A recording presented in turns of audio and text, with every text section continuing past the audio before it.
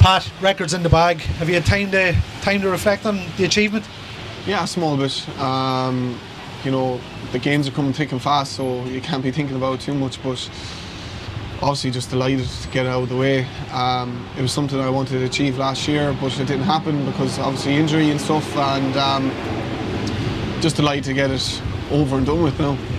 Was it ever playing in your mind, or was it ever a burden? I think it was something that, you know, like everyone was always asking, like, oh, beat the record, and try and beat it, and like I was like, I am trying, like, yeah. And sometimes these things take time, and I obviously eventually got it done, and no better way to get it done against Rada. Cross coming in from Cameron Elliott, it's bending away from Wogan's goal. Here is Hoban. Oh, there is the goal! Just spoke about it. And there is the equaliser. Pat Hoban, his 8th of the season, but more importantly, the 143rd of his Dundalk career. That takes him past the tally of the great Joey Donnelly.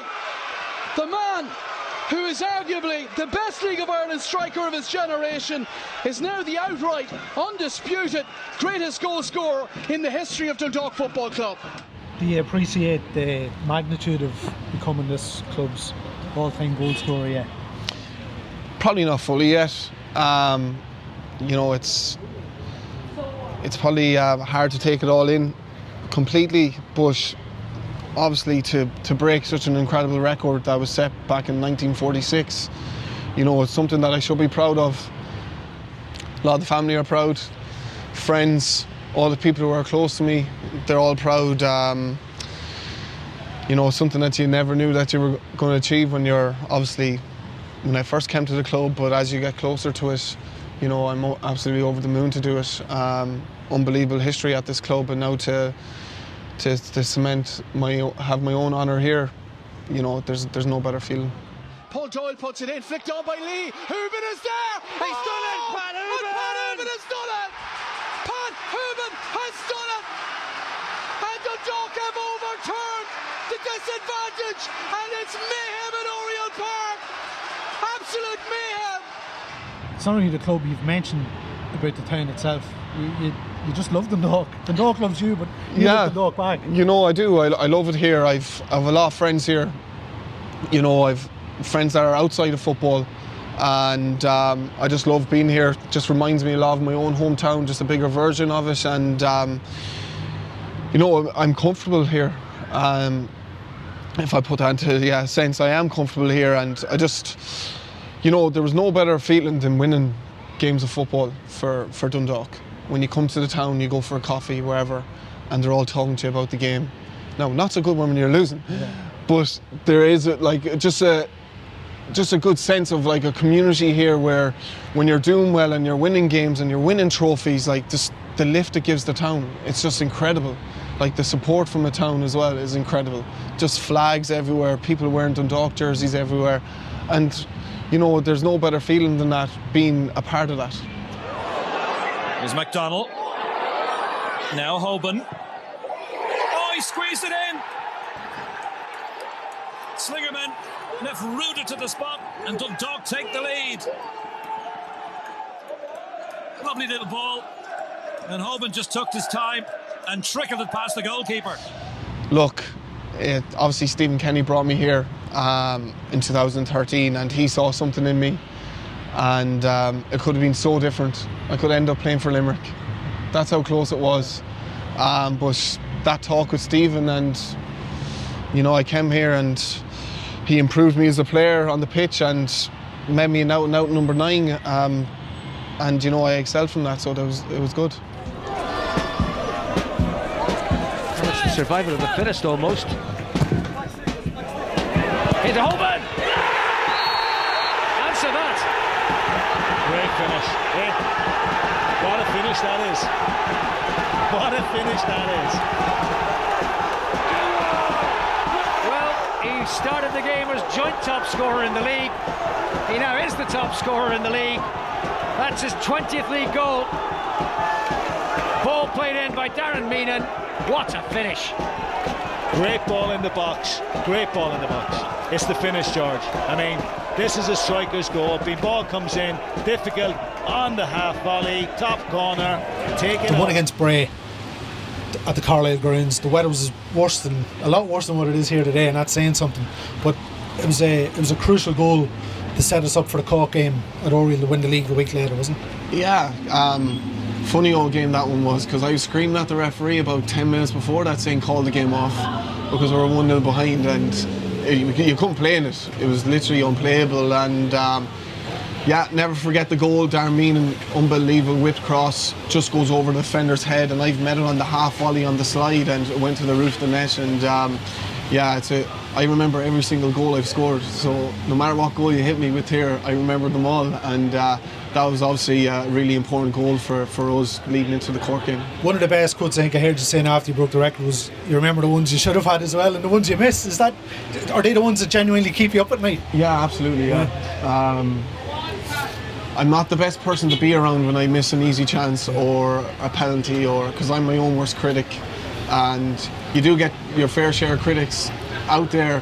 I'm my own worst, so whatever they say doesn't bother me, because I beat myself up a bit, but I've actually learned a lot from that. The older you get, you have to you're going to miss chances in life. If you scored every single one, you won't be here playing in the League of Ireland, so that's just the way it is. 26 league goals for Pat Hoban, beating the 25 of Richie Tal back in 2015 and the 25 of Jason Byrne and Glenn Crowe before that. Hoban, cool as ice in the box. It's a great ball. Patrick McElhenney as well, Steve. What a great ball in. One in the midfield by Mountney. Great ball from McElhenney into the feet of Hoban. Takes one touch, buries it into the corner. Fitting way to win the league title. What a season, 2018. Record breaking, 32 goals, most goals ever scored in the Premier Division UO. It was a sensational team, in fairness, at that stage. Yeah, it was a very good team, because I kept close tabs on Dundalk, because I loved playing for Dundalk before I went away, and I always kept close tabs. And to be honest, watching what Cork what they done to them the year before, I kind of took it personal, to be honest, and I made sure when I was coming back to Dundalk that year that I wanted to be a difference maker, and I was so driven to score goals and prove people wrong, and just to get after the league, and I felt I'd done that year, and obviously with a good team behind you it helped, and it was a season to never forget, really, and I think I proved a lot of people wrong that year. When you look back at that year, there was a lot of talk about international call-ups and being involved in the squad. Do you think you were just unlucky at the sort of time? Do you think if that was the case, if you were doing that now, obviously with the manager we have now, it might help as well? But because I probably my age profile, and there wasn't really any strikers fit at the time, and there wasn't ones really firing on all cylinders, and when everyone's talking about it, it's very hard to put that out of your mind then as well, because you're like going, geez, maybe I do have a chance. They are coming to our games, I am scoring goals. Never happened. That's life. You move on. Stephen said I was good enough to play for Ireland, but maybe not at the age of 31. We're in the middle of a global and national emergency, a pandemic, the likes of which none of us have seen before. Look, COVID was a massive impact on the whole world, obviously, and the whole sporting world too. And personally, for me, it hit me at a really bad time, because I had 5 and 5, and this virus comes along and ruins everything and halves the league, and obviously the club. Then every club was kind of in a bit of trouble, and to be fair to the Americans, we were still getting paid.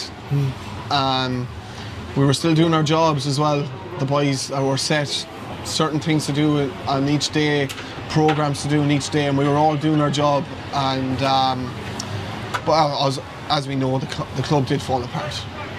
There's no bones about it. I'm not going to go into the detail about it, because we'll leave that for another we'll day. leave that to when I retire. Look, it was just one of them things. There was a lot said leaving the club, going out into obviously the town, and a lot of it true, a lot of it untrue, and the place became a bit poisonous, to be honest. And there was a lot of stuff said about certain people at the club that were running the club, and I thought it was wrong. personally, because they were there to do a job, and it was very difficult to do a job. And it was just really difficult for them to do their job because they weren't allowed to do the job the way they wanted to do their job. Did you ever realistically think, I'm done here, I'm going to move on? I'm like, it's no secret, I'm sure you've had offers coming to the end of your contract, but at the end of 2021, did you ever think, that's it, I think I'm finished at Dundalk? Yeah, it was really difficult. Like, I see all the lads I've played with over the years, they're all leaving, they're all going, they're signing pre-contracts. Our owners weren't offering any contracts to anyone, and I'm looking at the players that are going to be still there next year, and I think it was Ryan, Mayowa, Dara and Andy. That's it. And I'm looking at all the lads, they're joining, obviously Shamrock Rovers, they're joining Derry, and I'm going like, what do I do? And so I took my time on it. I didn't want to make any hasty decisions, and I'm thankful that I didn't, to be honest with you. I wanted to see where the club was going, where the future was going, who the manager was going to be. And, you know, once all that was kind of said to me, I was like, right, I'm staying. Do you know, I'm not just going to say this because we're doing an interview, but I was offered a lot more somewhere else. Yeah. And I was like, no, like, I want to achieve stuff at this club. I ain't interested in coming third like we did last year. No interest in it. I'm interested in winning, and that's the way I've always been. And when I don't win, I'm not happy. And I always try to find a way, how can we win? And that's why I stayed at the club. And obviously personal stuff as well. You know, there was a record there to be chased after. And I wanted to create history at one club. And there's no better feeling than doing it in Dundalk. Like, it's an unbelievable place to play your football. Like I said it in the interview not so long ago, Friday night lights are no better place to be than to play them in Oriel Park. And that's why I stayed. Obviously, I love the town too. Ward's free kick in towards Hoban. He's done it again! Oh, and he steered it in! And it's two! And Dundalk have stunned Shamrock Rovers with 2 goals inside of 3 minutes. It's Dundalk 2, Shamrock Rovers now. What a fabulous header by Pat Hoban. The maid of errands over your shoulder there, behind you. Kelly's monument's just round the corner. There could be another statue in Dundalk, I think. Where do you want it? Outside Oriel Park. No, obviously, you know, it's the support from the town, from the people in the town, has been incredible. Egging me on to beat the record, and now that I've bet it, and you know, the messages I've been getting on social media, or you know, people who have my number already, you know, it's something that you should be proud of, and I am. I really appreciate all the messages I've been getting of the achievements. But in my head, all I want to do is win trophies as a team, and to achieve and to get back on top of this mountain. I want to do that, because doing that with different teams shows that, you know, that you're a great player, you know, and I want to do that. But it's a tough journey, and hopefully we can get there. Do we have anyone in the building today willing to testify? Talk to me now. He's done so much already. We've witnessed him do so much already. We've heard about the things this man can do already. Hoban is there! He's done it, Pat Hoban! And we just can't help but celebrate him. Haters, go ahead and recognize that when you speak on his name, you're gonna go higher, higher, higher. It's Hoban! So excuse me while I cut a step, cause I can't help but to honor him, and I can't help but to lift him up. And I got one last question for you. Can I get a witness? Can I get a witness? I said, can I get a witness? Yeah!